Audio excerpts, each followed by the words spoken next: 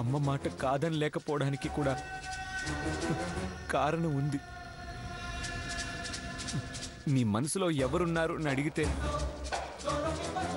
ఊరు పేరు తెలియని నిన్ను ఎవరని, ఎక్కడుంటావని చెప్పను.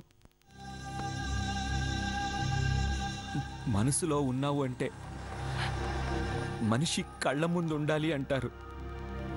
అందుకే ఓడిపోయాను.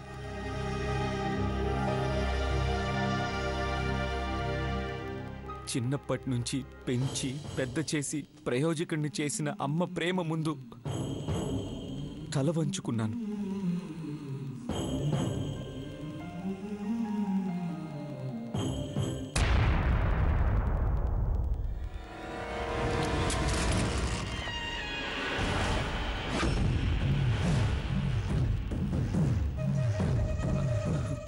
అరవై రోజుల నుంచి నీకోసం ఎదురు చూశాను.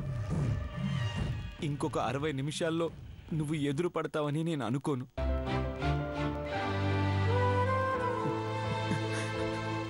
నీ రూపం ఎలా ఉంటుందో తెలియకపోయినా నీ జ్ఞాపకం మాత్రం జీవితాంతం గుర్తుండిపోతుంది ఫ్రెండ్.